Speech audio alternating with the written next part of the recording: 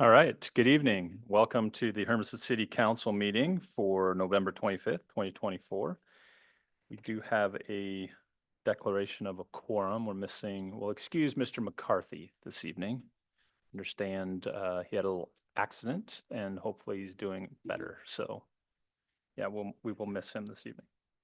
Please join me in the flag salute. I pledge allegiance to the flag of the United States of America and to the republic for which it stands, one nation under God, indivisible, with liberty and justice for all. Well, it's great to see such a good turnout this evening, and actually some young folks in the audience too is always a great sight to see, taking participation in civic engagement. So that's awesome. So, Mr. Smith, do we have any changes this evening to the agenda? No changes. Okay. First up, we have a special recognition, and I'm going to turn it over to Brandon, our Parks and Rec Director, to lead us off on that. Welcome, Brandon. Thank you, Mayor. Good evening, Mayor and City Council. It is my honor to introduce someone who has been a foundational figure in Hermiston Parks and Recreation legacy, Mr. Carlisle Harrison. Recently, Carlisle was awarded one of the highest honors given by the Oregon Recreation and Parks Association, the 2024 Lasting Impact Award.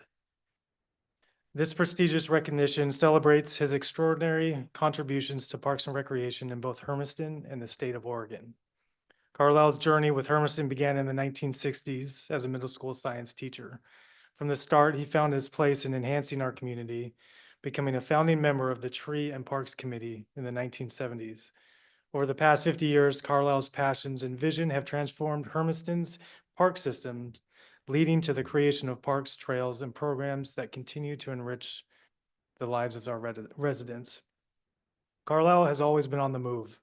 From serving as a Boy Scout leader to refereeing sports, he has consistently demonstrated his commitment to others. Summers for Carlisle meant installing irrigation systems and planting trees, work that continues even today. In fact, earlier today, Carlisle was at Harrison Park, putting the finishing touches on the new gazebo adjacent to the new basketball courts. His hands-on approach is a testament to a lifetime of selfless dedication to the Hermiston community. This award recognizes not just a career, but a calling. Carlisle embodies what it means to serve one's community with passion, persistence, and purpose. Before we officially invite Carlisle forward, we'd like to share a video that highlights the profound impact of this legacy.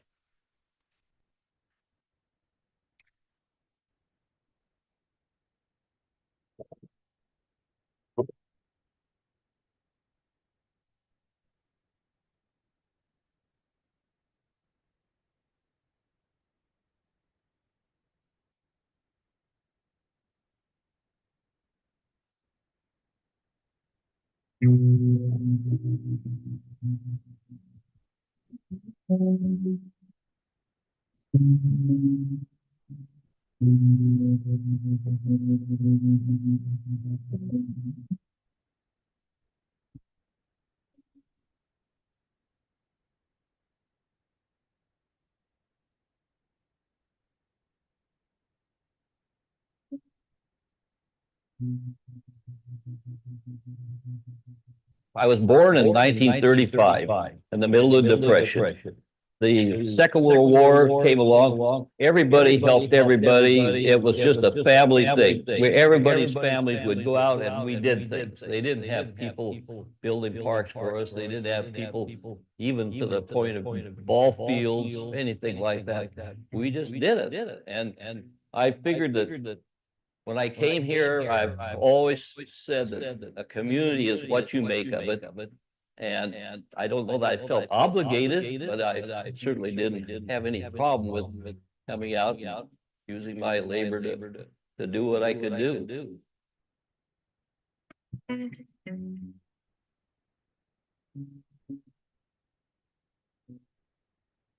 Carlisle's impact on the Hermiston Parks is immense. He established and helped create many of the parks that we have, from Riverfront Park to Hodge Park, McKenzie Park. He had a hand in installing irrigation in there back before Parks and Recreation Department was established. They put together a Parks and Tree Committee, and he was a founding member of that. And a lot of people that came on, wanted something done within the city of Hermiston. So they got on that committee, and Carlisle was a key figure in rallying the volunteers from the community to help build the parks.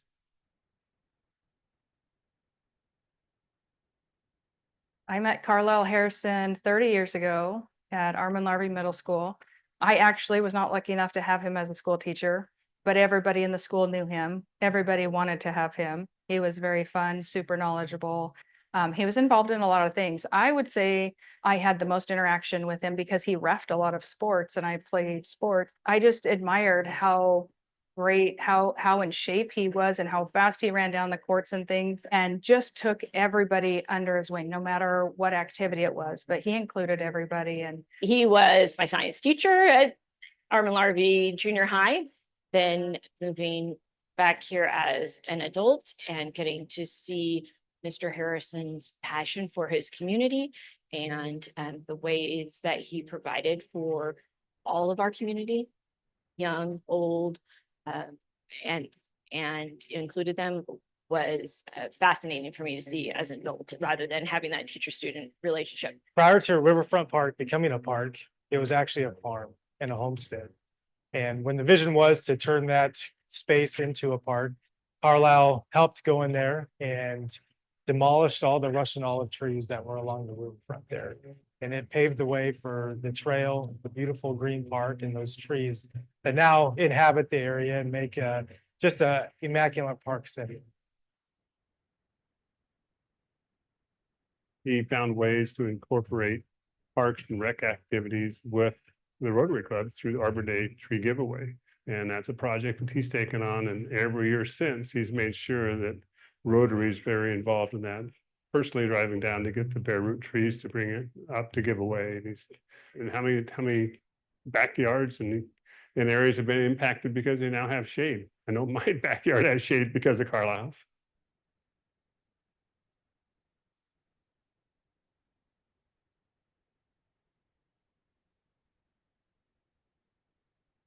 whether he had help or volunteer, take it amongst himself and make sure that those things got accomplished.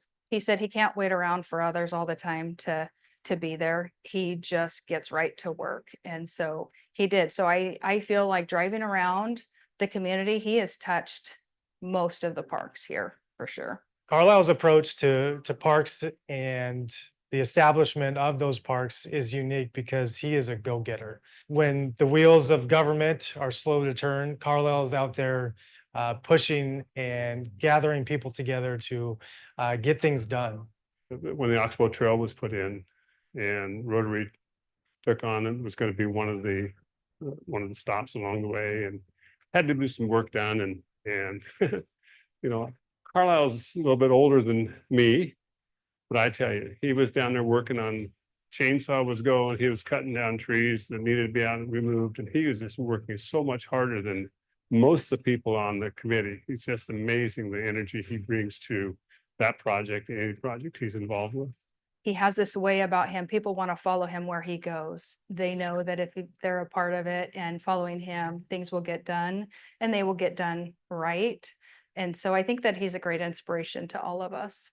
Carlisle's often referred to as a storyteller. He is creating spaces for families to create their own stories, or for individuals to create their own stories and be able to share those with others.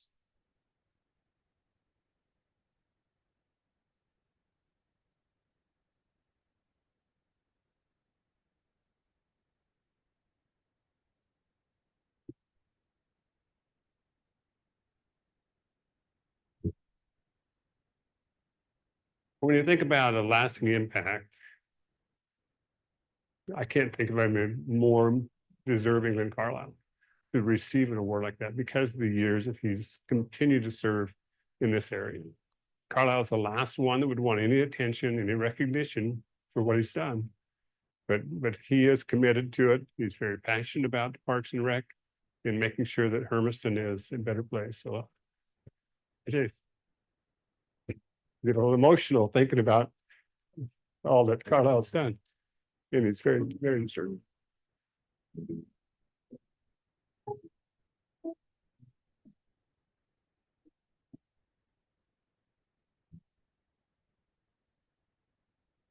And my dad, I think I was probably about 15, and like he said, if you think you were put on this world just for yourself, he said, you got another thing coming. And he said, if that's all you think about is yourself, you're going to have an very unhappy existence.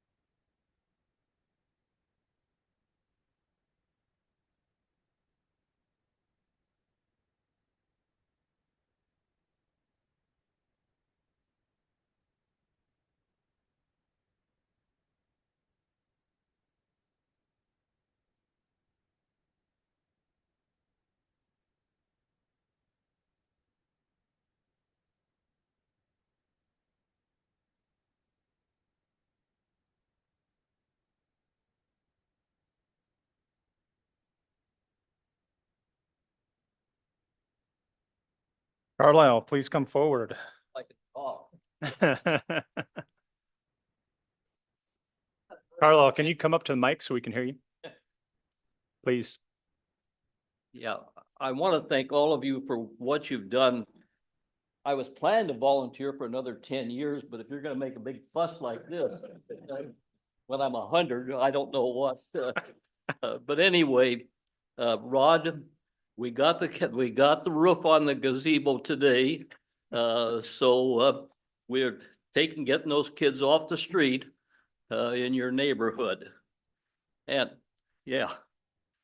And I want to thank, Lexi, I want to thank my wife for letting me do these things. And I didn't do this alone. We were down there today. We had 4 people down there. We got the roof on the gazebo. We got a little bit to do to finish it up Sunday, but and there's always projects to do. I've always believed that a community is what you make of it. And I've been pleased to be able to live as long as I have and be able to do these things. I was looking around to see who all's here. My gosh, a lot of them are old class, my kids of mine I had in school. I really appreciate everything. And thank you. Carlisle, before you sit down. Yeah, no, you got to stay here. What's that? Oh, you're We're going to embarrass you some more. Now, I remember when they had a roast when I retired. Now I'm not retiring. I don't think it's a roast yet. Yeah, we're nowhere near done with you. So Carlisle, Brandon, maybe you can touch on the significance of this award and how often it's given out. Yeah. So the Lasting Impact Award is awarded by the Oregon Parks and Recreation Association. It's one of the most prestigious awards. So there's one award that's for a recreation professional through a lot of years, and then the next tier down is the Lasting Impact Award. And so it's not given out every year. It's given to an organization or a business or an individual who has a lasting impact on the park system within the state of Oregon. And so this year they chose you as a lasting impact. And Well, it wasn't me alone. I had lots of help. I meant some of the help was arm twisted, but they were there and did the job. So, yeah, Well- and thanks to the community for doing that. Hermiston was they were the poorest school district when I came, the poorest school district in the whole state of Oregon. So that gives you an idea what the city was like. They didn't have any money to do things. So if you're gonna get it done, you had to get in and get dirty. Well, Carlisle, you definitely have got in and rolled up your sleeves and made a difference in our community, and multiple corners of the city have benefited from your goodwill and hard work, and also your philanthropy. I know financially, you've contributed significantly to this community as well. And so we are blessed to have you a part of it, blessed to have had you take part in making this a better place. And I'm sure your father is looking down pretty proud on you right now. I'm sure he is too. Yeah. Yeah. And, oh, by the way, I might as well put a pitch for the bicycle mecca that we're gonna make out of the Butte. So, and I got a telephone call here just last week. They said, if you're gonna do this, you're gonna have to do something about the puncture vines in that trail you built last spring, because there's puncture vines coming up in it. And so I'm still getting calls, but I wish Doug Bennett was here, because when that city hired him, that I had a telephone number I could pass on to. And Doug for many years was that guy that did but he was the city's worker, but it was, I didn't do it alone. We're never finished, are you? Pardon? You're never finished, are you? Yeah, Yeah. Always more to do. yeah. We're gonna grab a photo with you. Oh,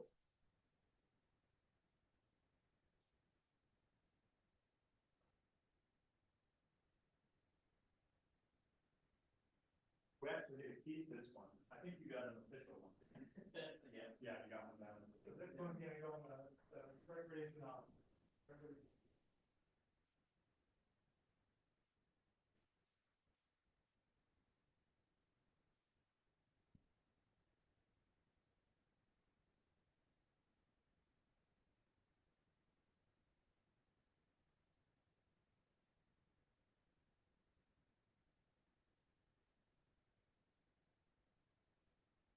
How do you follow up with that?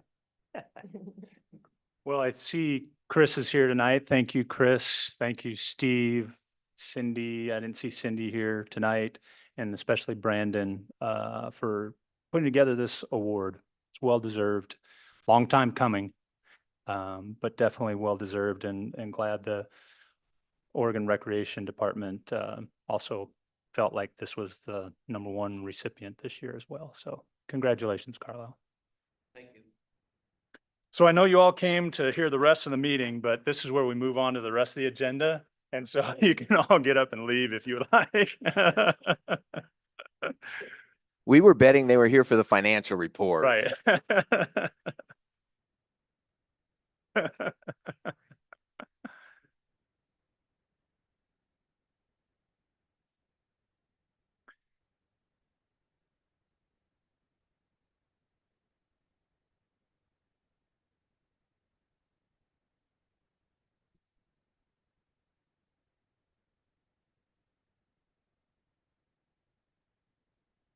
All right, we're going to move on to another proclamation. So it's Small Business Saturday Proclamation. Whereas the government of Hermiston, Oregon celebrates our local small businesses and the contributions they make to our local economy and community as they create jobs, boost our local economy, and preserve our communities. And whereas small businesses are responsible for 61.1% of net new jobs created since 1995, employ 45.9% of employees in the private sector, and some economists state that with every $100 spent at a local small retailer, roughly $68 will stay in our local economy through taxes, payroll, and donations to local schools and charities. And whereas Small Business Saturday shoppers understand the importance and recognize the impact they make by shopping at local small businesses and encouraging friends and family to do so. And whereas advocacy groups as well as public and private organizations across the country have endorsed The Saturday after Thanksgiving is Small Business Saturday. Now therefore, I, Dave Drotzman, Mayor of Hermiston, Oregon, do hereby proclaim November 30th, 2024 as Small Business Saturday and urge the residents of our community and communities across the country to support small businesses and merchants on Small Business Saturday, celebrating its 15th year in 2024, and shop small throughout the year. Signed by me, November 25th, 2024. So I know it's Black Friday and I know it's all Black Friday week or Black Friday month or whatever, but spend your dollars locally. Help support our small local businesses. Now, Mr. Smith, moving on to the presentation of a safety action plan. Yeah. I'll have Mr. Spencer, and we have a couple of our consultants here to do a presentation for you. Okay, welcome, Mr. Spencer.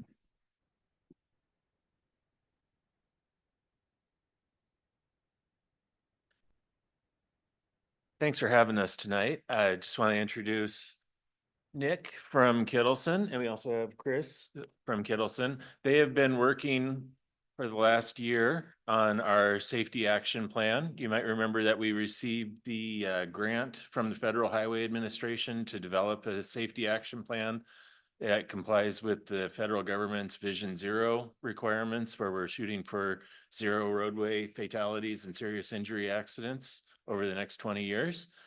And we have been working to identify hotspots within the city, identify structural issues that are increasing accidents, and how do we address those items. We've been presenting this with the public, and just Nick is here tonight to present his findings. Welcome, And Nick. the plan itself will come back to the council for final adoption in the near future. Okay, welcome. Great. Thank you. Thanks for having me. It's good to be back here. I think Clint just gave the whole presentation in a much shorter than I was going to do. So, yeah, you can tune me out now. Yeah. So this project, as Clint mentioned, we started back up in the spring, working through once the grant was awarded and everything was in place for it. We were here with you all back in May just to introduce the project. We were right then in the thick of our first round of public engagement and beginning our data analysis phase. Since then, we've developed projects and strategies. We've done more public outreach, and now we're just about at the finish line, and you should have all received the draft plan in your packet before this meeting. And so now I'll try to catch you up on everything we've been up to since May. So there is the draft plan. It has a nice executive summary. And so if that's all you read, you'll get a good overview of everything in those first couple pages. But I would encourage you to dig in a bit further and just see how we came to the conclusions we did, how we reached out to people, the projects and strategies, and how we're going to measure progress moving forward. So as Clint said, the long-term goal here with this plan is 0 fatal and serious injury crashes. So no one's life is lost, no one's life is irreparably harmed from a transportation-related crash. For the last 8 years or so for which data is available at the start of this plan, Hermiston has averaged about 6 of these crashes a year. And so recognizing that there's a lot of factors that go into these crashes, what causes them to occur in the first place, some of which the city has control over, but not everything for certain. We set, working with our advisory committee, we set a long-term target of in 20 years, cutting that average number in half. So down to 3 of those crashes per year, but hopefully also having then a bigger impact on lesser injury and property damage only crashes too. That's just the tip of the proverbial iceberg. And community engagement was a big, important part of how we got to this point too. So we had our advisory committee we met with regularly 4 times, consisting of different agencies. But then we also got to the general public twice. The first was back in May when we were in that existing conditions analysis phase, trying to understand the challenges faced by people out there. We did in-person outreach at some different events, including the new skate park opening, and we had a virtual open house too.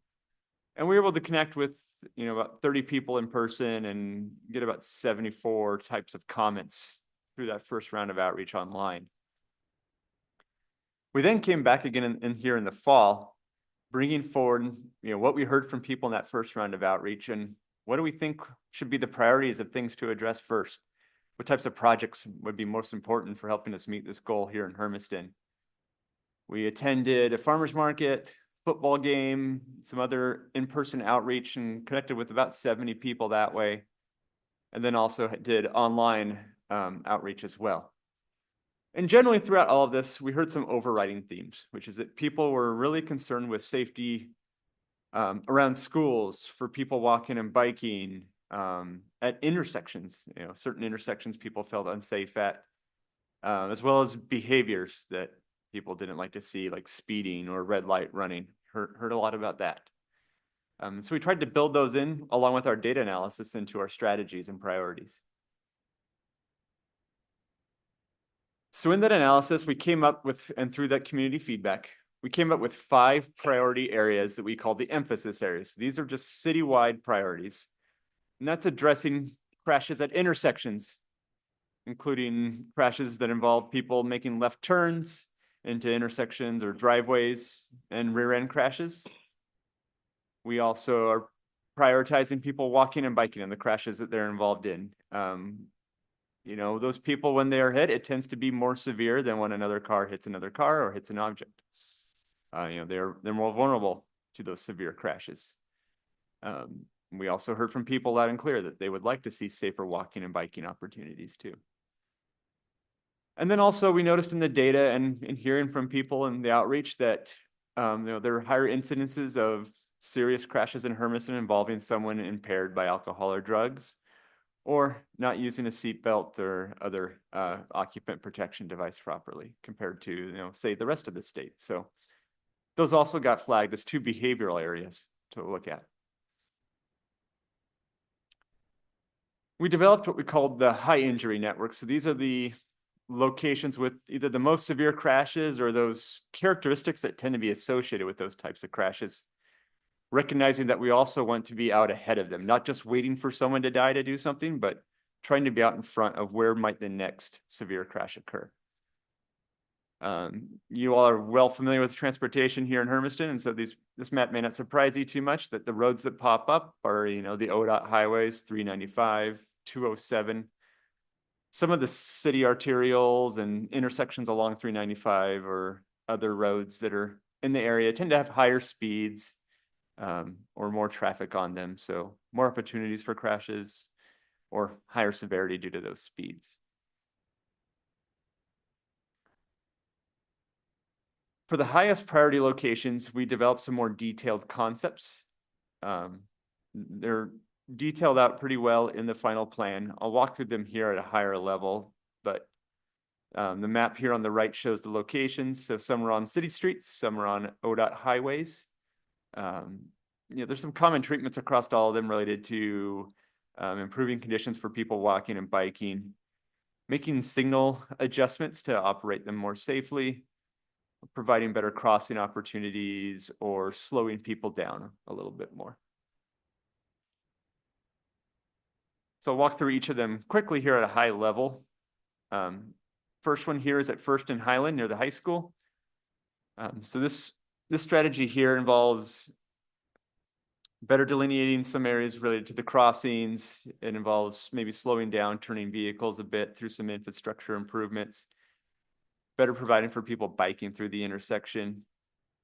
You'll see on there highlighted in yellow are 2 crossings we had considered adding into this concept near the high school driveways based on some feedback we got. But then after discussing with our advisory committee earlier today, everyone seemed to agree that trying to keep people focused at that stop controlled intersection where everyone has to stop is probably the safest opportunity for crossings in the area. So we intend to remove those crossings unless we hear otherwise.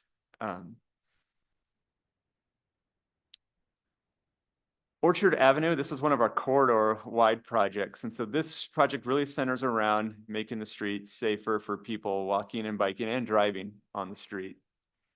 Through providing better space for people walking, through filling in some sidewalk gaps, maybe buffering the sidewalk in places, improving crossings, including the use of raised crosswalks with bulb outs into the road. we hear that on-street parking can obscure people crossing the street. So those bulb outs, where they bring the street in just a little bit more narrow so no one can park there, that allows someone to walking to come out, be seen before crossing the street. The raised crosswalks also serve to keep that person visible while also slowing traffic down to the desired speeds on the street. We did coordinate with the fire district on that too, as this is an important route for emergency response, and they seem to indicate that they would be supportive of the project. We also have a raised intersection, again, help manage the speeds near the elementary school. Then finally, in that image at the right there near West Park Elementary, we do have a two-way bike lane in front of the elementary school area, just to help kids who are riding their bikes to school have a safer place to do so once they come out of those neighborhood streets to this busier street. So it's got a vertical, the exact design is still to be determined, but we have some type of vertical element to separate the bike lane from motor vehicle traffic. And we need to have the bike lanes together be about as wide as you would need to get a street sweeper back there still. So those are some of the things we kept in mind with that design. Then US 395, we have a few different projects along 395. They involve a lot of ADA ramp or crosswalk visibility enhancements, as well as a new crossing here across 395 that would have a pedestrian activated beacon with flashing lights to alert drivers are going to cross, as well as adding a refuge island in the middle of the road so someone crossing can make it halfway at a time if necessary. We also have improvements at several of the signalized intersections that would adjust the signal timing to provide for safer left turns. So maybe restricting, right now you've got those yellow arrows to allow left turns across oncoming traffic. So restricting those maybe during rush hour so that they're only green arrow or nothing. That way you don't have people trying to shoot a gap in busy traffic, but when traffic's not busy, allowing them to make those gap judgments, as well as providing similar treatments on the side streets. Sometimes on these side streets, it's just a green ball for the left turns, but actually adding in a left turning arrow to separate out the left turning traffic from people crossing, from opposing traffic. These tend to be lower cost improvements that can have a big effect on safety at these intersections. And this is addition to ADA ramp upgrades and things like that. And then finally, the last concept we added in here is at Elm Street, which is also Oregon Highway 207 and 10th Avenue. It's on the periphery of the city, but won't be so periphery in the coming years as more and more development happens out there. And so it's an area that still looks pretty rural on that highway. Still looks like a way in and out of town as opposed to a route that's going through town. And so what we've looked at here for this this concept is lowering the speed limit on here. So right now you're coming from 50 as you're entering towards the city, pushing out that 35-mile-an-hour zone that currently exists to the west of the intersection, moving it out to the east of the intersection. So before you get to here in this school crossing, you'd get a 35-mile-an-hour speed zone. ODOT would need to do a speed study to validate that, although the early data we have says that it might be supported by that. We'd also put those speed feedback signs with those 35-mile-an-hour signs, so someone driving would see, how fast they're going, and flash at them if they're over 35. But because the goal here really is to get compliance with that speed limit right at this particular intersection, so we want to get that feedback right there. It's also currently a school zone, and we're proposing widening the school zone to actually match what would be allowed in the national standards for school zones. It's a little narrow right now. So if we could take it out another 100 feet or so on each side, that would give us more time for people driving to slow down, to be looking for people crossing that road. We know it's used by middle school children. And there is a crash history there too for just cars going up and down 10th Avenue trying to go across 207. And then finally, after discussion with our advisory group today, we are going to add enhancing that crossing also with a pedestrian activated beacon to since we learned it is well used by middle school students. And again, that use will likely increase over time here. So then wrapping it all up into the actual final plan document, we have several near-term actions that we've identified for the city to prioritize, including taking some of these principles and just building them into the day-to-day work of the city and planning, designing, and operating its transportation system. To education campaigns focused on some of those emphasis areas. To improving enforcement, including potentially adding a new permanent position for a traffic enforcement officer. The police chief was sharing with us just how effective that new officer position has been in terms of, you know, DUI, other traffic violation enforcements, and that, you know, there's a real need for that type of position here. So we'll be adding that into the plan as well. And then also implementing these designs, looking for grant funding for them, which completing this plan will enable the city to open up more doors for that. Continuing to coordinate with ODOT, again, 395 and 207 are critical to the city, and the city doesn't control them though. So working with the partners, we've been blessed in this project to have good involvement from ODOT. They're real supporters of the project. And then finally, monitoring and reporting back progress. So our next steps will be to finalize the actual plan itself, taking some of this feedback we got today from the advisory committee and anything we get from you all. And then we plan to be back here in a couple of weeks, looking for the plan approval at your December 9th meeting. And then hopefully it's on to making Hermiston safer. And with that, we'll take any questions. All right, great. Thank you, Nick, for the presentation. Couple intersections I was thinking probably should be included in here, and I didn't see them.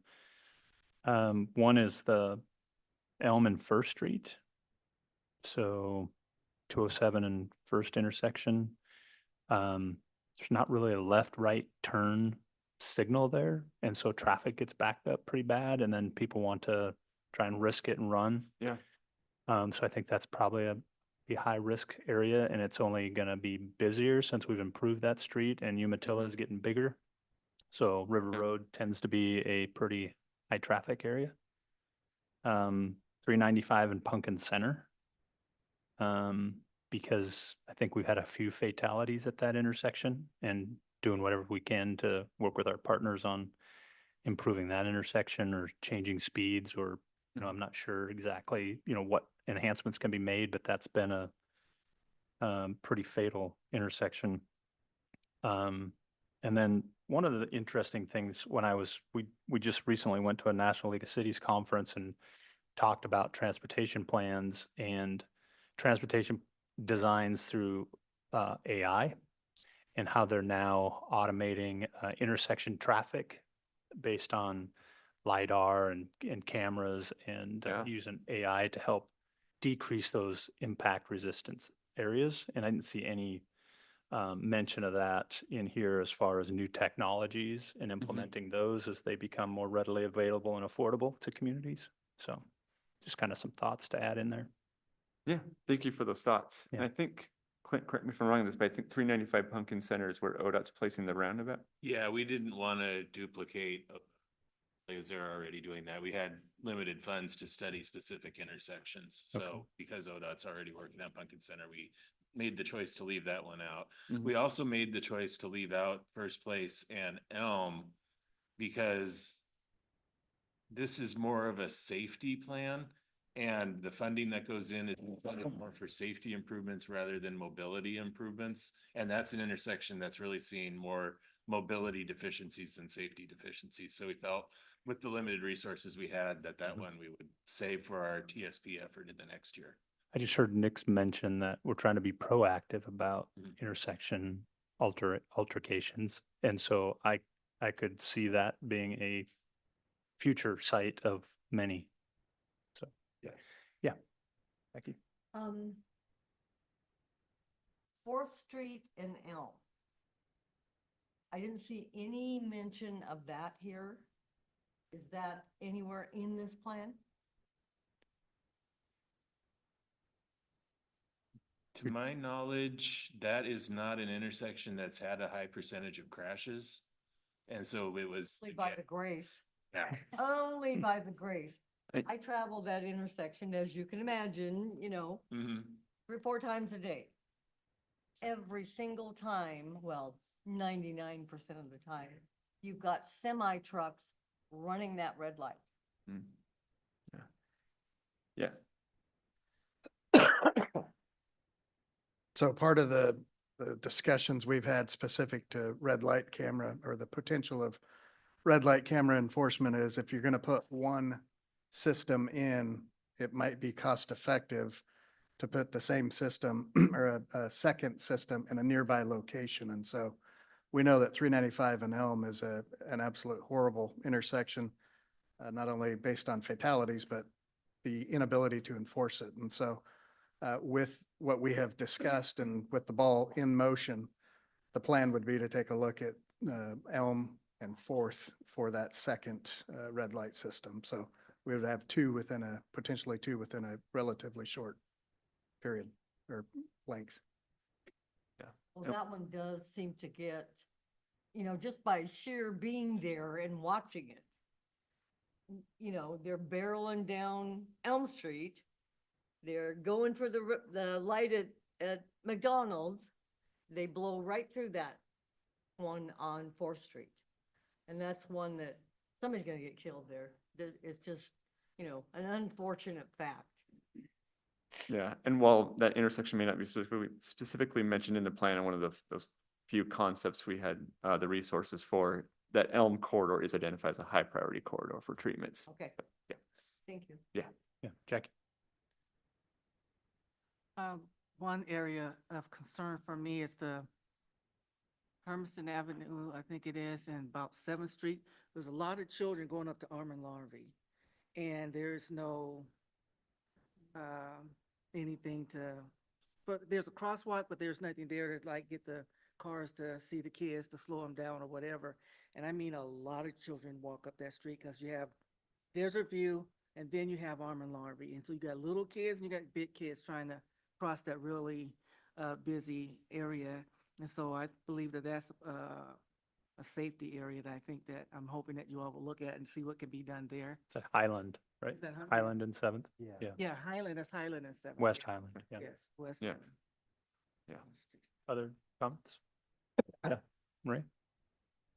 I don't know whether it would fall under this plan or ODOT's, but the street on 10th Street, where they have the new apartments, there's no sidewalks there. So that's a safety concern for all the kids that are either coming from the school from Loma Vista or that are going to Sandstone Middle School. So it's so narrow. Do you know which one I'm talking You're about? talking 10th, 10th, East 10th. 10th in between Pumpkin and Diagonal. Yes. I think, isn't that a county road? So I think I've talked with Mr. Duran about that a year and so ago about. I the- think it County. is. I think that is a being county street. narrow. Talk to our county partners about that. I agree. There's a lot of Yeah. potential new walkers going up that direction. The county is just kicking off its own safety plan, so opportune time to provide them feedback. Yeah. Now, Ms. Smith, was this something required by the state that we had to put together a transportation safety plan? No, this was something strongly encouraged in the last transportation bill at the federal level. Encouraged mostly in the way of you get extra points when you start applying for other types of projects. And so, talking with our grant writing partners at the federal level, they thought this would be a good first step for us to lay the groundwork to help us get other dollars as we start looking at implementation type projects. Perfect. Other comments, thoughts? Okay, next steps, what happens next? Next, we'll be making edits to the document over the next week, and then we'll bring it back for a resolution adopting it at the December 9th meeting. Okay, perfect. All right, thank you, Nick. All right. Thank you, Quint. Thank you all. Appreciate the presentation. All right, we are now at our first opportunity for citizen input on non-agenda items. So if there are people here this evening that would like to talk to the city council, please come up to the microphone up front, introduce yourself by name and address, direct your comments to me, and try and limit them to less than 5 minutes. All right, seeing none, we're going to move on to the consent agenda. Do we need to pull any of the items from the consent agenda? Not seeing any. Any public comment on consent agenda items A through C? Okay. Can I get a motion to approve consent agenda items A through C? Second. Moved by Counselor Duran, seconded by Counselor Harden, that we approve consent agenda items A through C as presented. Roll call. Yes. Yes. Yes. Yes. Yes. Yes. Yes. Motion passes unanimously, 7-0. Mr. Smith, on the proposed naming of Northeast Hillview Drive, that's being renamed to Holt Drive? Well, that will be an action that comes to you. We had to start the process with an action. That's why it was on the consent agenda. We'll bring a more formal action, but yes, that's the proposal. Okay, in recognition of Carl Holt? Carl Holt, Oh. yes. So excellent. Very good. Okay, moving on to ordinance or number 10, ordinances and resolutions. Ordinance number 2368, amending chapter 133 relating to curfew. Mr. Smith?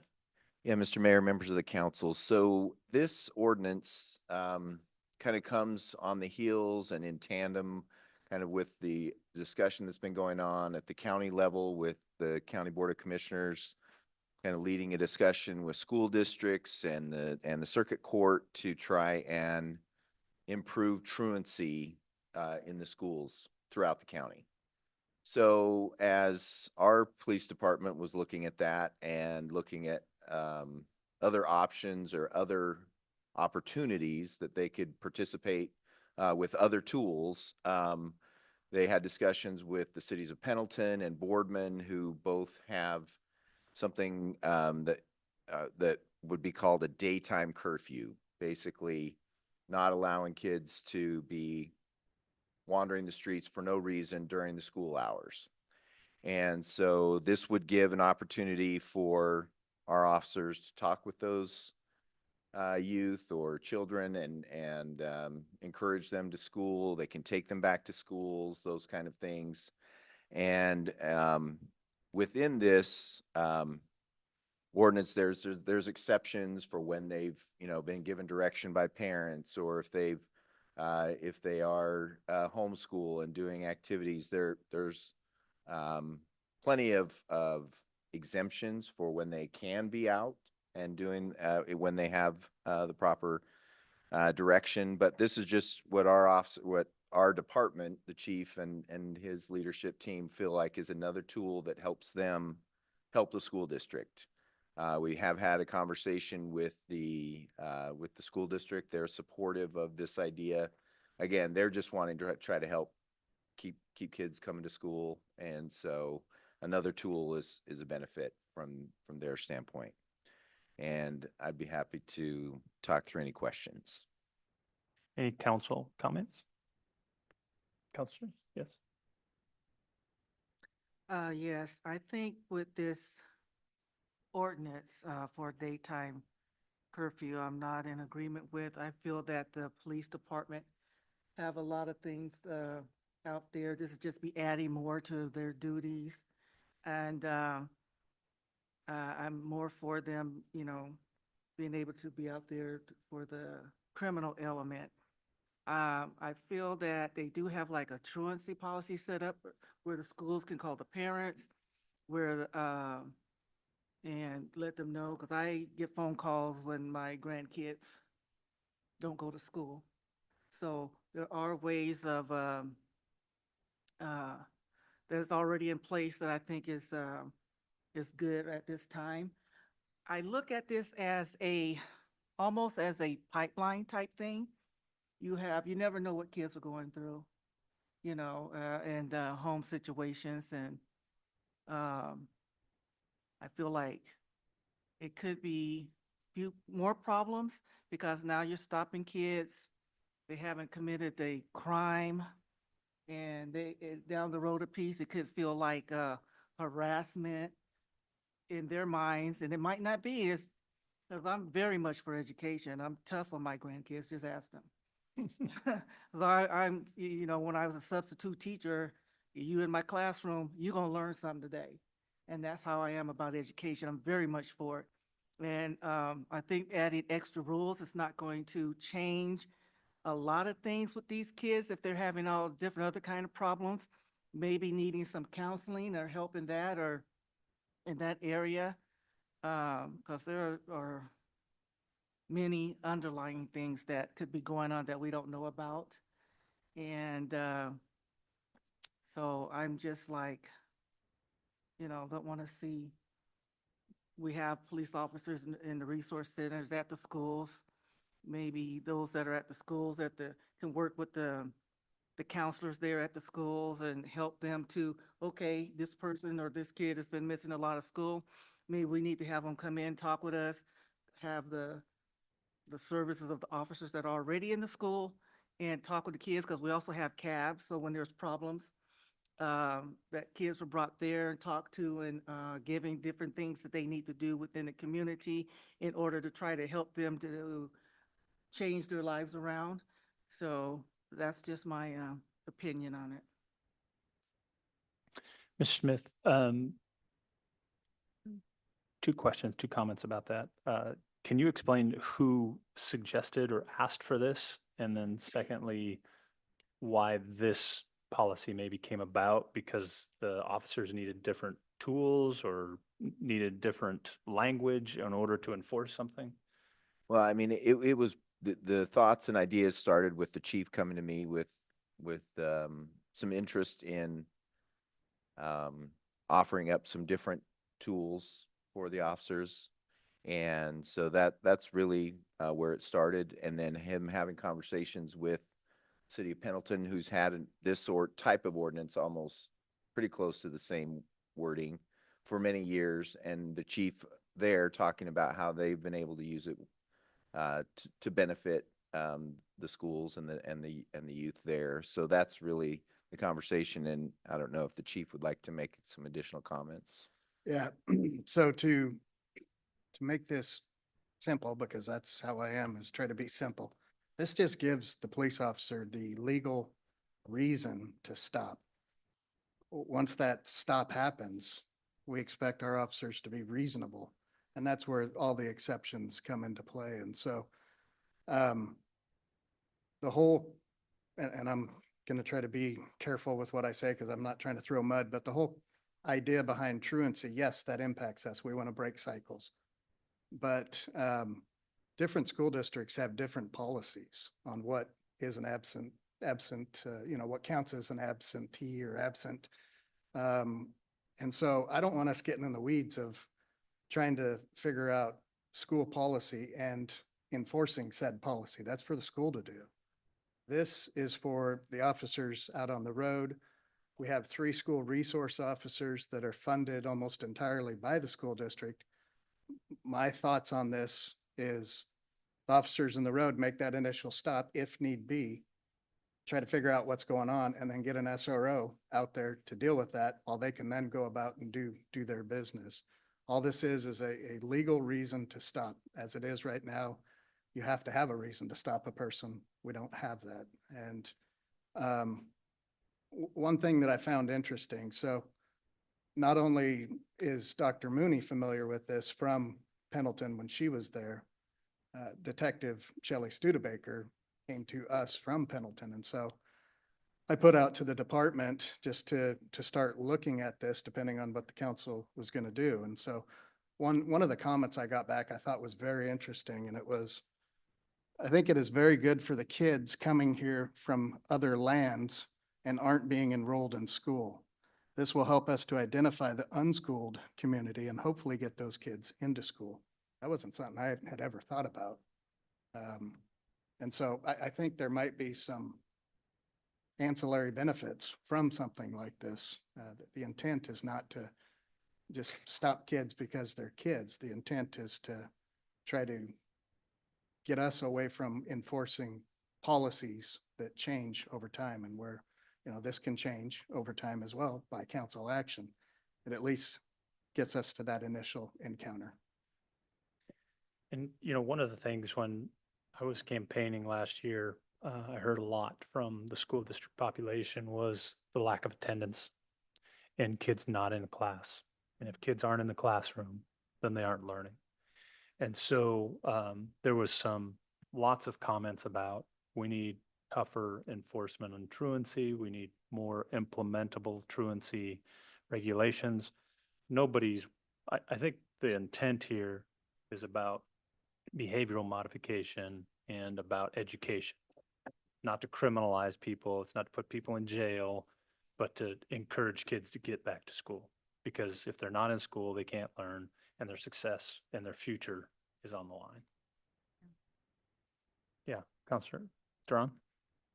The way I see it, I think it's another way that the city is working with another entity to help a problem. I work out of the district office and I don't get to be in the buildings, but I think some of the concerns that we hear from community members is, what about the kids that are just hanging out at the park, at different parks, whether it's Hodge Park or Mackenzie Park or even Riverfront Park. And there could be other places too. And we do have the resource officers that are helping with that situation. But I think this is, as the chief said, it's another tool that they can have to, if perhaps they get stopped and they realize that there are some issues going on, then they can work together with the district. They can work together with the admin team to see what resources the family may need, or, what other things may be happening with the student. I'm in favor of this. I think most parents also need help in this situation. A lot of parents work during the daytime. They're not able to get out from work and go check up on their kids if they have, an attendance problem. So I can see where Counselor Linton's concern might come from. But I'm kind of leaning more towards supporting this than being concerned about it. Counselor? Yes, so in looking this over, my only concern revolves around along the lines of children that are homeschooled. And like you have, like in your 11th and 12th grade students, some of them, they finish early off in the day. They're done at noon, 1 o'clock. And so during those hours in which, that it isn't that they're, I mean, I can see where 1B would kind of cover that, but it's not, it's not going to stop the initial stop. But again, the stop is just that. Like I said, my only concern is, the students that, or the kids that are, they may be doing the right thing, but, they may still get caught up in the thing. That's my only concern with the whole deal. Overall, I support the whole idea because again, getting the kids into school, making sure that they're where they need to be is very important. I mean, idle hands and such and so forth, but, again, that's my biggest issue with the whole thing at all. Counselor Barone?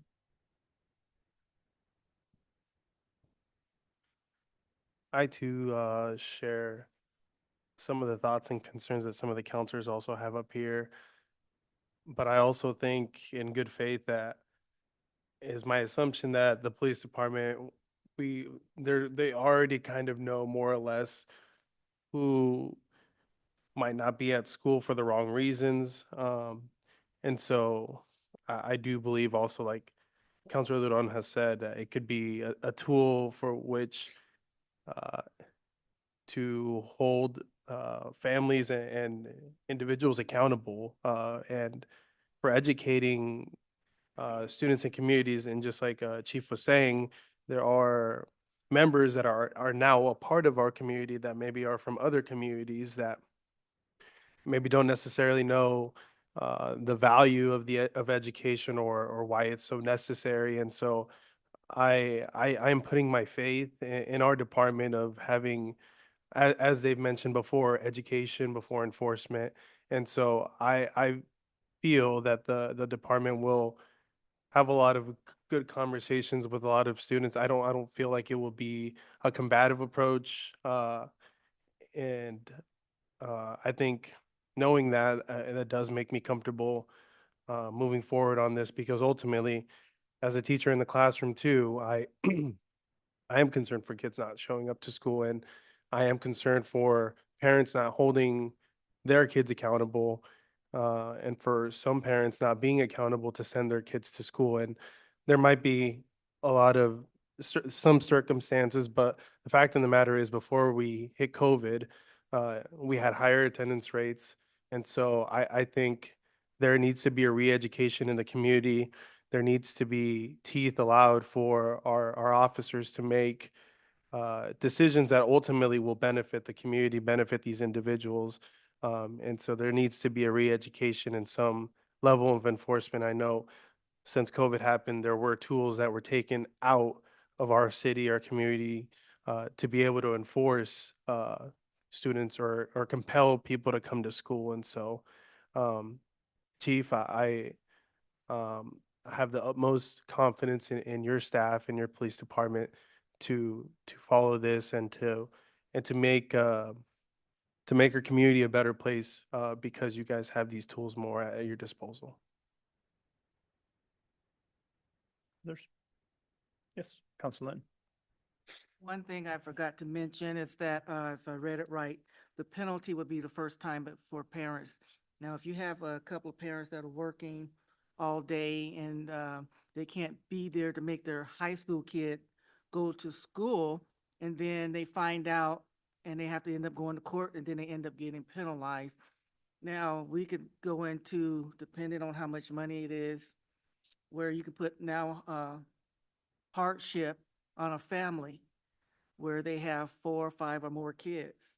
And so trying to take care of children at home and then have to try to pay this fine that you cannot afford, and you can't lose your job, you know, because now somebody's got to, out of, if it's only one single parent, they can't afford to lose their job. And if there's 2, if one of them lose their job, that could put them in hardship. So I think if this passed, that should be something that's changed to where you can work with the families that are actually trying. Because I think most people want their kids in school, want their kids to learn, want their kids to be educated and be successful.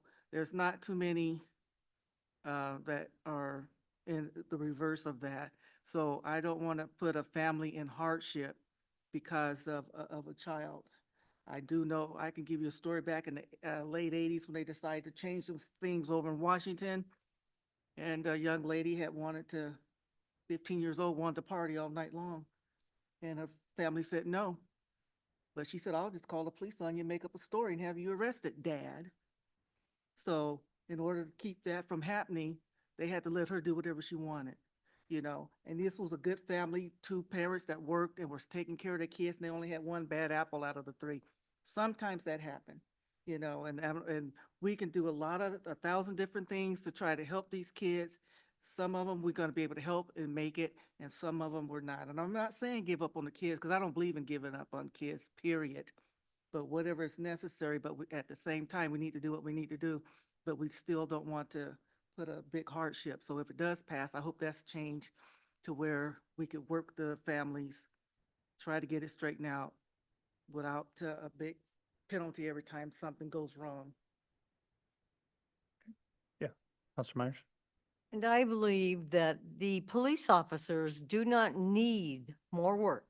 So they are not going to be out there trolling for, you know, a reason to stop kids walking down the street for no reason. If they have a reason, then this simply gives them the ability to work with the issue and do something about it. Chief. Our focus all along is that initial contact for patrol. legal, to make it legal for them to make that contact. The follow through, the enforcement part of it, that's not the intent. I don't speak on behalf of the city attorney, but because this mirrors the existing ordinance of regular curfew, nighttime curfew, it made sense to mirror it into that ordinance. What happens from that stop, and I don't want to say police officers are very linear because they're not, but when it comes to calls for service, they can be. And so this is stop, get an SRO out there. The SRO handles the situation with the schools. The school resource officers know the relationships with the schools. They have access to those databases that the patrol officers don't. And so this is just to have a legal reason to stop for those high complaint areas of why are people out here at these hours. We really haven't had it happen yet, but the skate park is potentially a classic example come spring of just that, even though we won't be in the building, but officers driving by, may see kids there at times. And so what Pendleton has done, they have one school resource officer. That school resource officer has pushed out times, lunch times, and specific to, what Counselor Mayor-elect Primer talked about with an, 11th grade or 12th grade.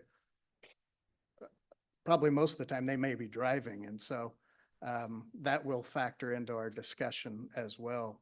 We're going to have a department meeting in January. And if this were to pass, it won't be, in effect until January. And so we will talk through those types of issues.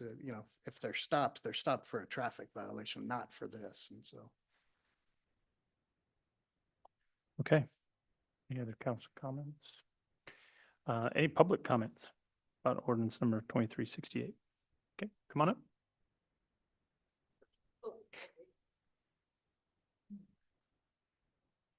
What was the thing I was supposed to say? Introduce yourself by name and address.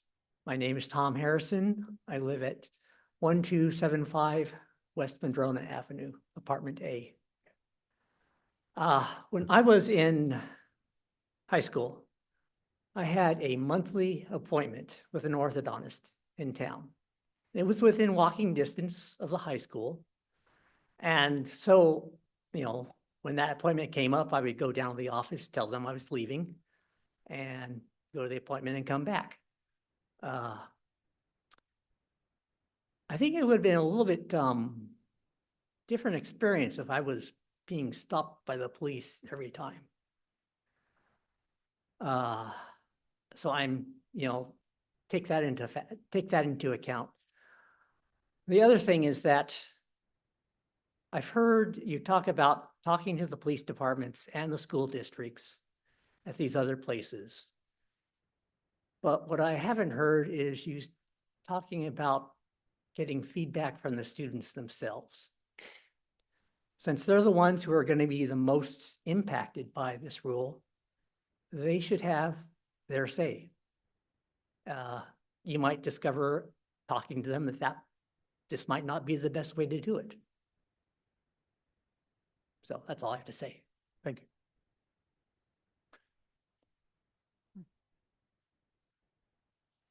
Good evening, Josh Roberts, 1709 Northeast 6th Place. Okay. My first thoughts are I'm not sure if I'd be for this or against this. I'm not really totally convinced, and there's a few reasons for that, and I appreciate the discussion that's happened tonight.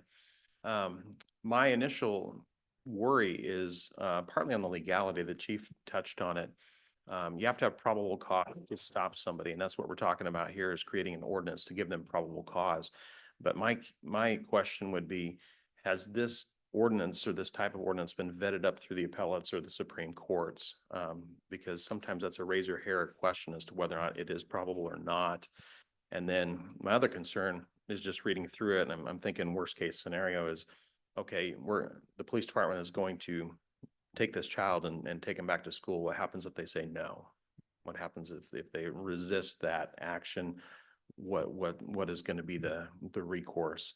I'm thinking of that OSU case a number of years ago where the gal got stopped on the bicycle and it went to a very hands-on physical altercation, and that was not good for the school. It was not good for the Oregon State Police. And so I'm sure you'd be talking about that in terms of policies, but those are just things that are popping through my mind. I thought I might throw out there. Thank you, Josh. Others? Okay. All right. Well, and this one is just talking about under the age of 16 years old in alleys, public squares, parks, sidewalks between 10 PM and 5:30 AM, Well, that's a nighttime right? curfew. That's the nighttime, Also talking about a daytime curfew. daytime. The daytime starts in paragraph B. Age of 7 and 18 who has not completed the 12th grade be on any street, highway, park, alley, or other public place during school hours, except while attending school as required by ORS, and unless such minor is, and then there are the exemptions.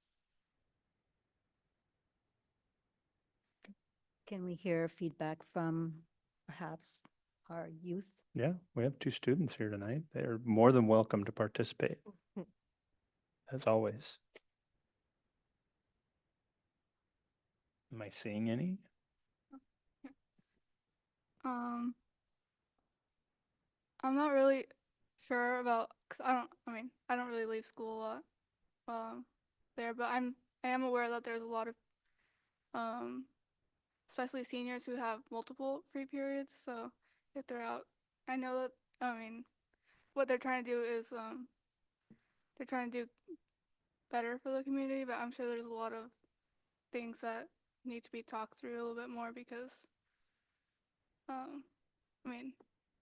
from a student's perspective, I think that there's a lot of conflicts with, it sounds like it would be a simple solution, but there's a lot to consider when trying to pass something like this.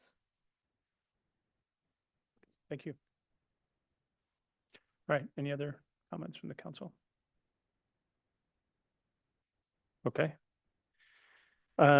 Mayor requests first reading of the ordinance be read by title only and calls for a roll call. Roll call. Yes. Yes. Yes. Yes. Yes. Yes. Yes. Motion passes unanimously. Mr. Tubby. First reading by title only of ordinance number 2368.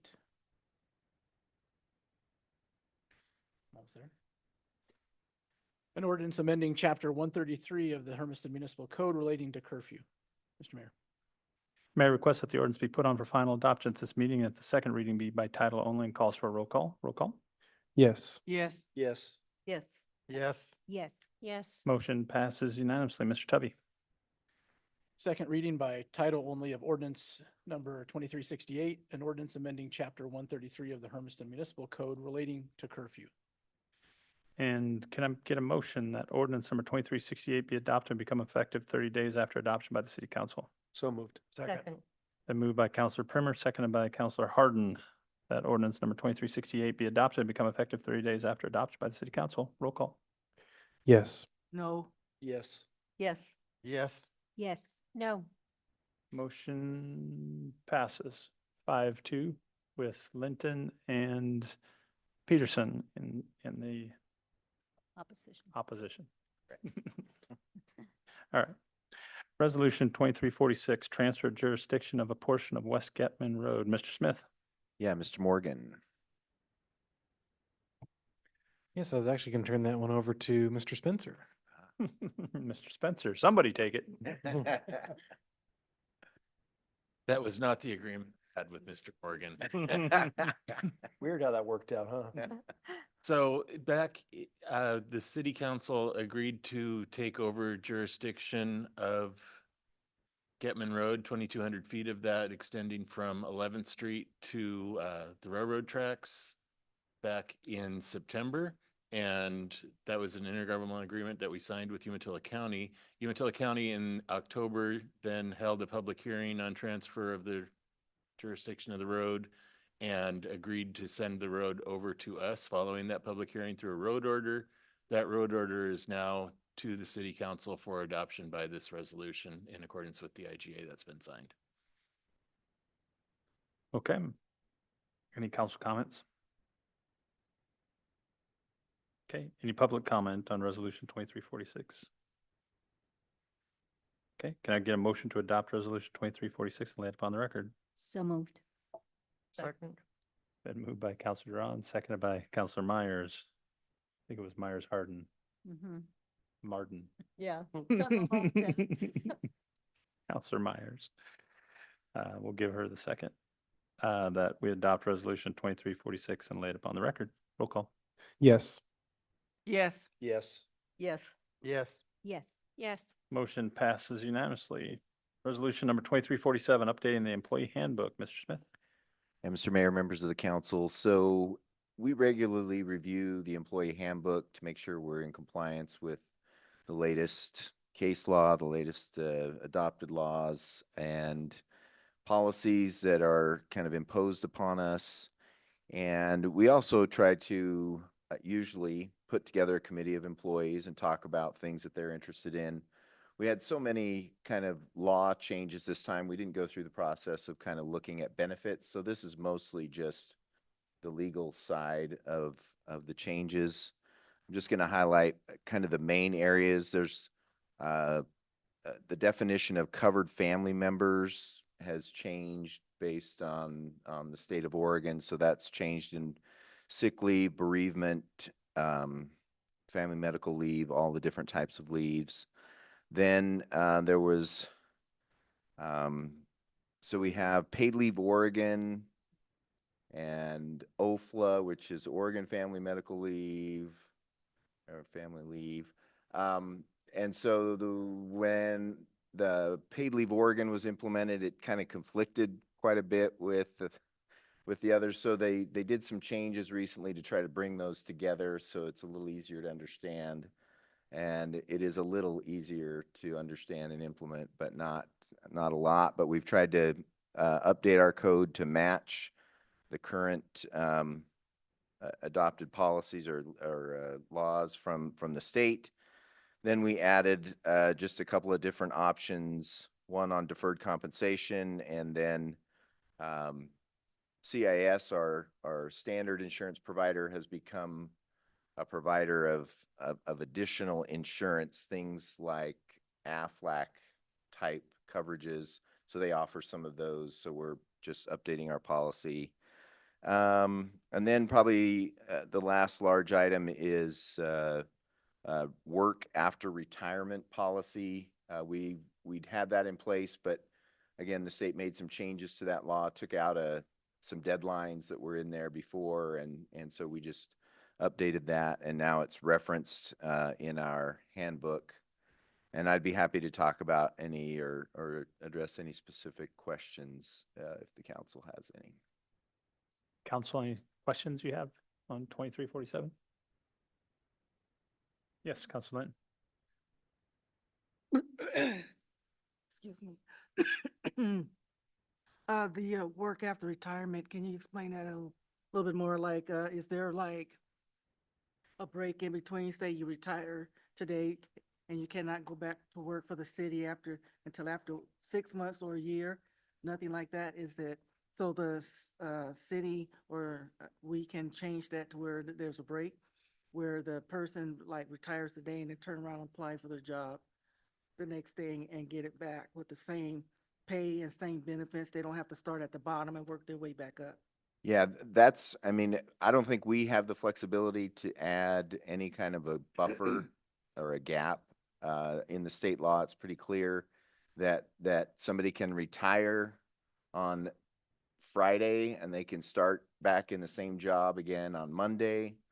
And the only difference from our side is we're not paying PERS on that employee, but they are then receiving the PERS benefits and their active salary in the same position that they were in before. And so we can't impose require a gap because the law says they can come back the next day. So, and that's what this policy says. But there is a statement in there about if they're gone too long, they can't rehire back. Correct. Yeah. If they're gone too long, you said they can't reapply? Yeah. So you still have the option of, whether or not you'll hire that person or, correct? Say I retired Friday and then I put in. I mean, I guess I do have the option to say, no, I'm not going to enter into an agreement with a certain employee. Thank you. Yes. Any other questions? Okay, any public comment on resolution 2347? Okay, can I get a motion to adopt resolution 2347 and lay it upon the record? So moved. Second. Been moved by Counselor Primer, seconded by Counselor Duran, that we adopt resolution 2347 and lay it upon the record. Roll call. Yes. Yes. Yes. Yes. Yes. Yes. Yes. Motion passes unanimously. Okay, October 2024 monthly financial report. Mr. Smith? Yeah, Mr. Palacios will take Mr. this. Palacios. Mayor, good evening, Mayor, Mayor and councilors. I was going to turn this over to Clint Spencer as Rolling downhill tonight, isn't it, Clint? That there's funny. Okay. Yeah.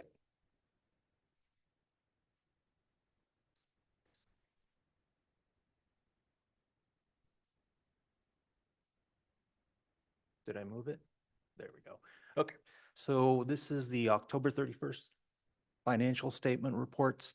We are 33% through the way of the budget year for the fiscal year, which is 4 months. We are, for the Hermiston Renewal Agency, we're still working on the North Hermiston Urban Renewal Project. That's projected to go out for bid in the first month or February of January of 2025. I can get my click. There we go. Oops. So as I noted, we're in the 4th month of the fiscal year. Monthly revenues are below projections by $851,000, and the number looks a little worse than it is because property taxes have not started to come in at the end of October. They are coming in this month, and as usual, as I said, primarily due to revenue timing of property taxes. The projection is also a little skewed because the ARPA proceeds that we included in the past 2 years for the projected average for the past 3 years that we used from other agencies. For monthly expenses, we are below projections by $584,000, primarily due to expenses not yet incurred for various mostly HP projects and a couple other minor things. When compared to the projection that we use, and what this does is just allows me to create a tool to dig deeper in these numbers if there's something that kind of pops up against the projected. So transportation, parks, and court, but when compared to the budget to date, only the Parks Department is over budget. This is primarily due to 2 things, the seasonal activity, and then we had a mower that broke down that cost us $12,000 that was unexpected. So we need the mower to mow the parks, so we do not anticipate having to do that again this fiscal year, so thank goodness for that. Any questions so far? For utility and streets funds, couple observations here. The street fund revenue is under projections due to timing of STP proceeds that we typically get, I think, later in spring, later in the fall. They're called I have the right name here. If you have a further question on that, where is that? Yeah, the surface and transportation share that we get from the state of Oregon. Thank you. The utility funds are 1.06 million over projected revenues. Again, when compared to the projection increases, this is primarily due when you compare it to budget to actual. We're about 2% over expectation from what we budgeted for this current fiscal year. So, and then the other reasons is noted there.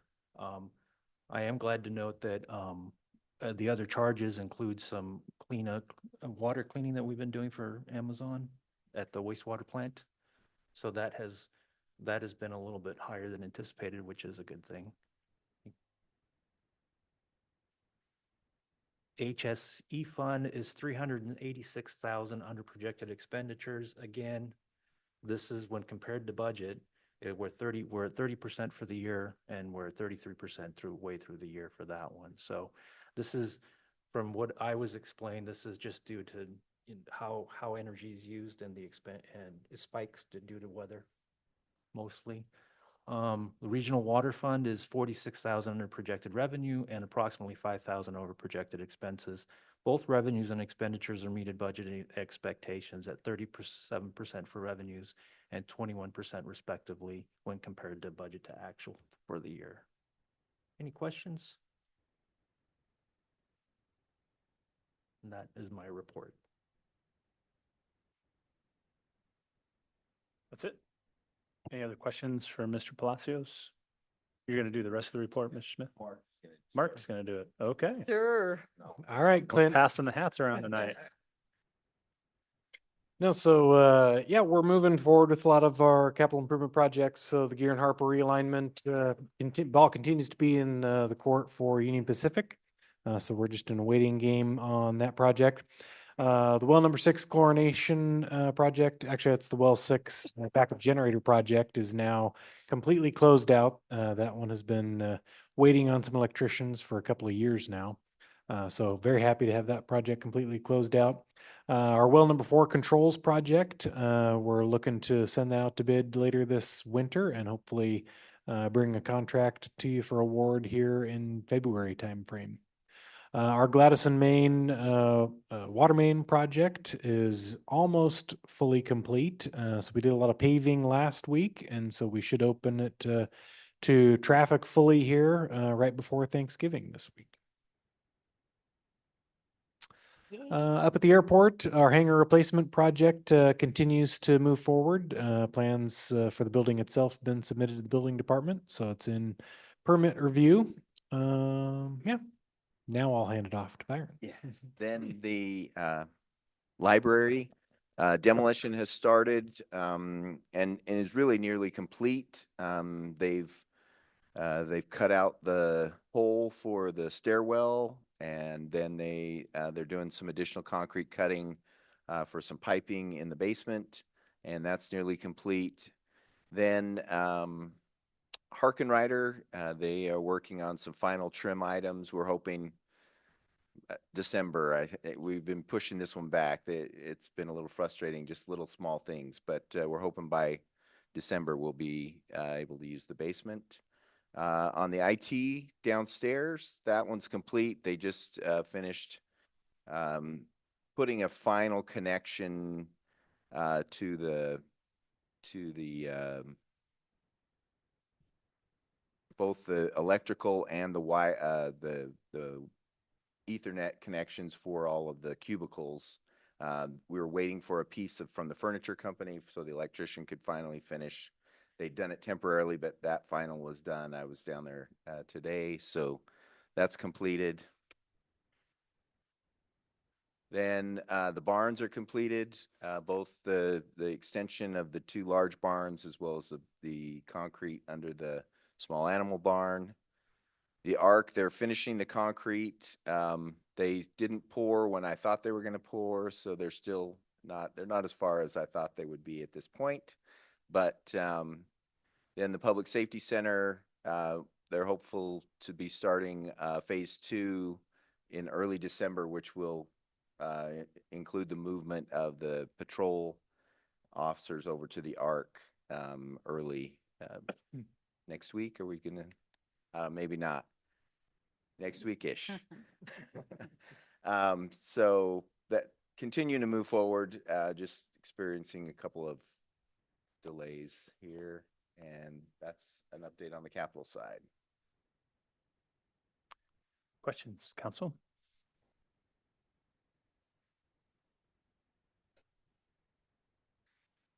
Will the council get a tour of the Harkenrider Center? Yes, we will. Maybe we'll see about next time. We've got a lot of stuff going on next meeting because of the celebration of different things, but Okay. We'll try to see if we can find a time. All right. Okay. Any council comment, other comments, questions? Any public comment about October 2024 monthly financial report? Seeing none, Can I get a motion to accept the October 2024 monthly financial report as presented? So moved. Second. Been moved by Counselor Primer, seconded by Counselor Barone, that we accept the October 2024 monthly financial report as presented. Roll call. Yes. Yes.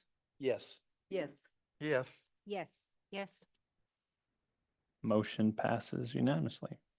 Okay, moving on to committee reports. Who wants to go first? Jackie?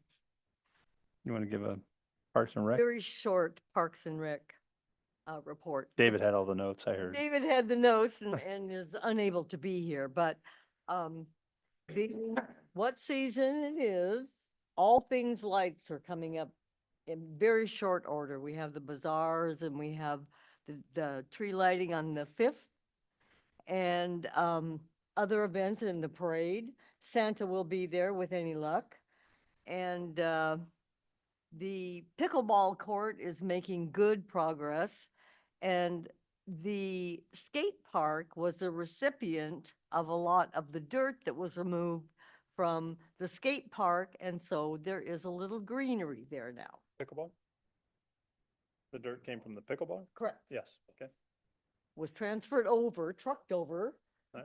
or however they maybe no mark. Brandon brought it in shovels full, I don't know, but they got it over there and they have now a little grass. Mm. Yes. Very nice. And that's, oh, and we had a tour of the Harkin Riders, so we already What? had one. So never mind. Thanks for the invite. Yeah, Yeah. and it will be complete sometime in December with any luck. All right. Anything else she missed, Brandon? Okay, perfect. Any other committee reports? Yeah. Yes, Counselor Brown? I attended the library board meeting and, I gotta say that I arrived like 10 minutes late. So I didn't hear part of the discussion, but, basically he shared how, they had started demolition and that there was a hole there. We saw pictures too from your report. Thank you. And they are, I guess one of the concerns is that for the weekend, the staff is down to, I think, 3 people, right? And if someone or both or 2 people call in sick, then they're not able to fully operate the public library because if they're down to 1 person, they're not able to fully open. So that was the concern, but I think they might be looking for ways to keep it open because we want to be consistent and we want to provide an opportunity for the public to be able to go to the library on Saturdays. So that was discussed. And I know that one of the employers there that had been working for a while retired, Kelly, right? You had her retirement party last week. And that's a huge loss because we lost Angie, now Kelly, and now we just have newer staff, which I'm sure they're doing a great job, but it's always hard to lose the people that have been working there the longest. So she will be missed, and that is what Mr. Rose said, but is very happy with the progress that is happening. I know that you guys also met with the district. You guys had a district meeting, and perhaps you can share a little bit more about that. I know the concern is that funding for our area is always a concern, but I'll let Mr. Smith talk about that a little bit more. Yeah, so if you may not be aware, but we are the only city, we're the only area in the county that is not part of the Umatilla County Library District. And then I don't know all the history of exactly why or why not, but we're not. And so, but we partner with them and they provide some funding to us based on the population outside of the city limits that is still in our zip code. And so they altered the formula last time 3 years ago. We asked them to reconsider and they didn't really reconsider. So as we bring that contract, it's a 3-year agreement forward, the beginning of the year, I'll express my concerns. I'm not sure there's going to be any movement, but at that time, I'll kind of offer my thoughts. They're going to be here to give you their thoughts as well. And but overall, it was a better conversation than it was 3 years ago. I'll say that, but still not. They still weren't willing to. They didn't see our point. We'll just say that. That's it. How is the library staff and community dealing with its current location? You know, I've been in it. Mhm. And for the space that we have, I think they've done a fantastic job in trying to accommodate the needs of the public. I was trying to look through my paperwork to see, because I did have a report, but I think I must have left it in my vehicle. They have seen an uptick on the online traffic that they get. Of course, the traffic inside, I think they've not been able to keep like an accurate count, but I think they're making do with the space that they have. And of course, they still are able to get books, you know, they can borrow from other libraries for those that may not be there in circulation. So honestly, if you haven't had the opportunity to go, I think you should check it out. It's nice and cozy, and they still see folks coming in, you know, to be able to use the computers in the back. So I think they've been able to still attract people, which is important. And we're hosting their programming here. Mhm. So story time is here in the back of council chambers. They have their book club meets upstairs, you know, so we're trying to accommodate all of that here so they can keep those programs going. Very good. This is not a council committee report, but it is a request to those of you who have not turned in your choices for council committees coming up in the next year. So please take a look. Otherwise, you might not get something you really, really want. Also, an offer to those of you who may not be joining us next year for this part of the thing, but there are openings on other committees that you could participate in. So, I mean, wouldn't want your time to be spent not doing nothing. I've given him a list already. Shameless plug, yes, but what the heck? Very good. Okay, any other committee reports? No. All right. Who filled in for the mayor at the last city council meeting? Mr. McCarthy led the meeting. Mr. McCarthy did. He Wow. did a very good job and we were out. I heard something about 35 minutes. He did an excellent job. He did. All things were covered, but we got there quicker. Well, that's because he couldn't sit over there and talk the whole time. Well, thank you, Mr. McCarthy, if you're watching online, for filling in for myself and the president as we were in attendance at the National League of Cities Conference.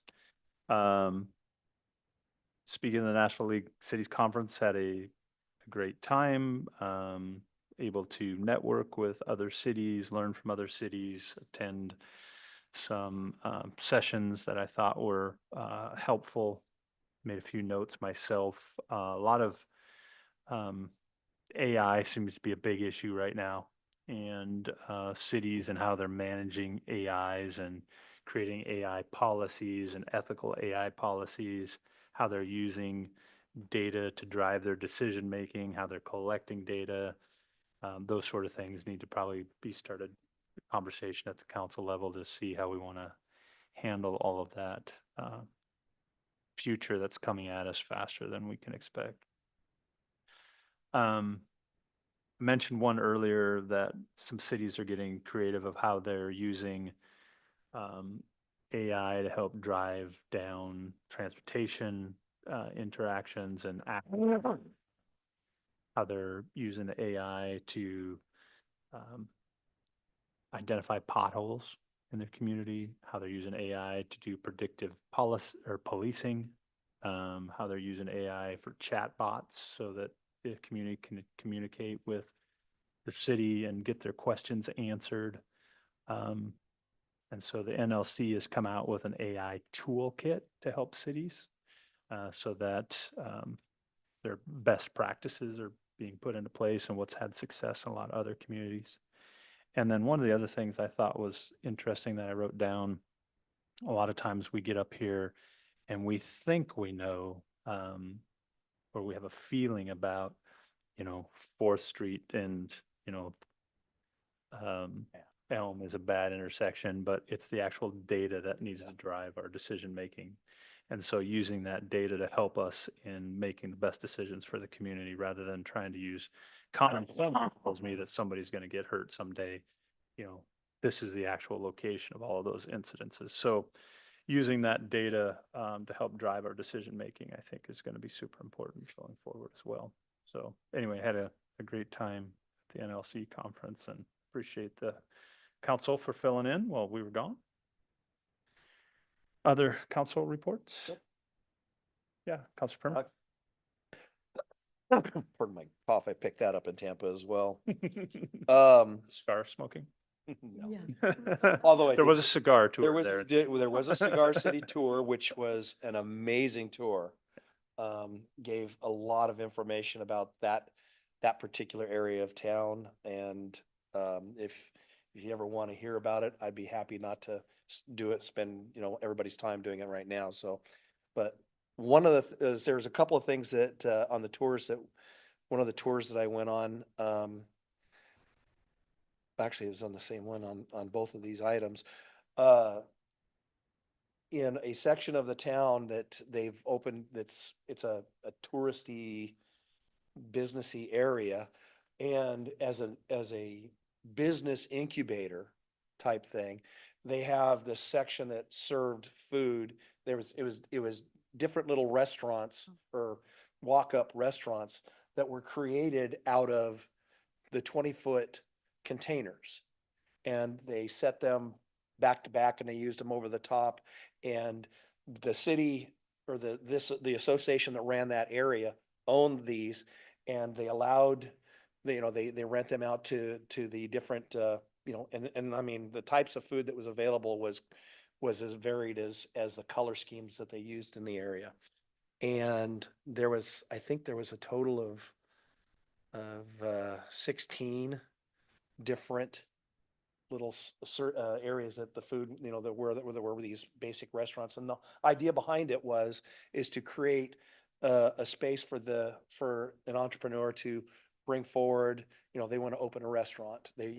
Well, you can run this for 2 to 3 years in this location to give you time to see whether, number one, this business is going to work, and two, to give you time to build up the capital and, without having to fork out a whole bunch of money. And like I said, it's a very, it was a nice little area. I have pictures and you can see them if you like. I'd be happy to show them to you. But it was a really interesting concept, and I thought it was a good idea, and something that whether or not we could do something like that here, I don't know. But it kind of goes along the same lines as the food pod, but it's like a permanent, these are permanent locations. So I thought that was a fantastic thing. Another part of it, the tour, where they're working on the downtown area of Tampa, they're in a 3-phase segment, and this segment that had by this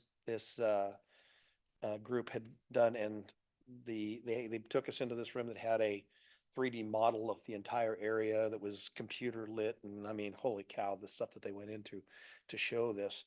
But one of the most interesting parts of this is that you have this area that has multiple buildings. I mean, and we're not talking, the little like this building. We're talking high-rise type buildings, and they were engineered in such a fashion that they're all cooled and, they're all temperature controlled by a building over here. And what it does is during the daytime, when it's at nighttime, when the temperatures drop and power usage is lower, it creates ice in this building, and that's what cools all these gigantic buildings, so that they don't have to have the infrastructure up on top. And so the amount of engineering that went into that type of thing, I thought was, and the thought process behind it, because, you know, you have different types of cooling that you wouldn't necessarily think of, and not having that infrastructure up on top also helps with the way the buildings are created. And it's also very stormproof. So, you know, you don't have to worry about, you know, when the storms come through, the stuff up on top getting torn apart and blasted by whatever gets thrown up into the air. This building over here, which is a building about the size of this one, which was taking care of all these high rises. So it was an amazing feat of engineering as far as I'm concerned. But again, AI was a huge subject, and the speech that the information that we heard about the data-driven part of things was, I was really surprised by it. And the more they talked about it, the more it made sense. But at the same time, it's like, you know, you sit back and it's, you know, well, I know that this, but do I? So thank you. All right. Other council reports? Yeah. Councilor Trump. I too attended the conference, and I just want to say thank you to the city for giving me the opportunity to go at this level. I think it was well done, and I learned a lot, and there was a lot of discussion. So I'm not going to repeat everything that some of my colleagues said, but I just want to say that if you haven't had the opportunity, this would be a good opportunity to go and network and see other folks. They also mentioned the congressional one in March. Yes. Something to look forward to. And so I learned a lot, and I want to say that, as I told you when I spoke with you briefly, that I have some stuff, which I'm sure the rest of us also brought some stuff back for you to consider and see, you know, what the city wants to do about the AI process. Perfect. Anything else, council? Youth advisors, do you have any comments this evening?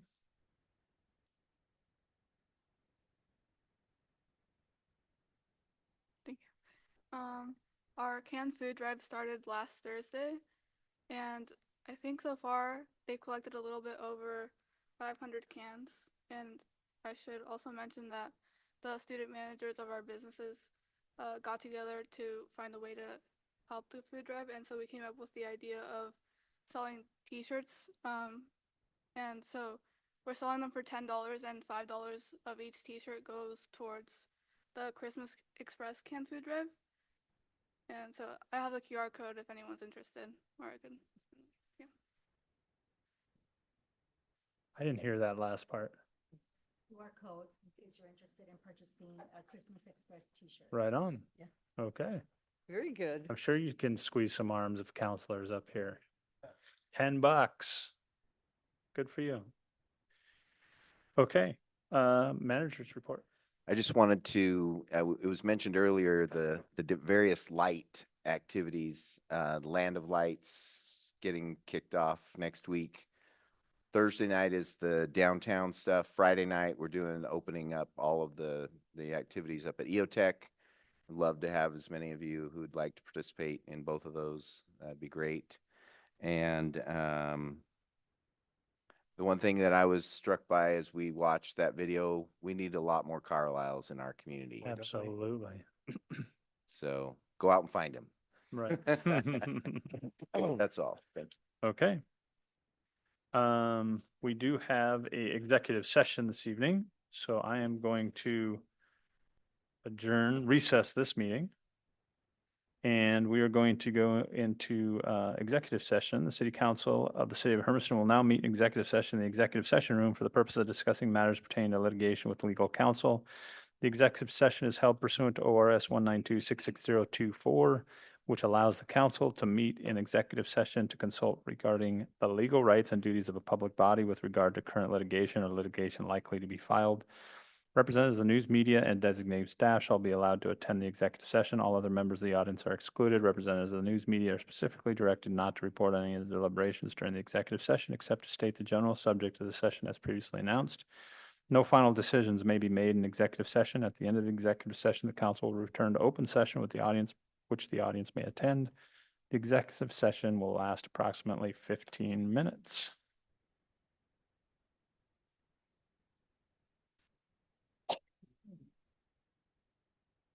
From now or? Come on, Rod, let's go.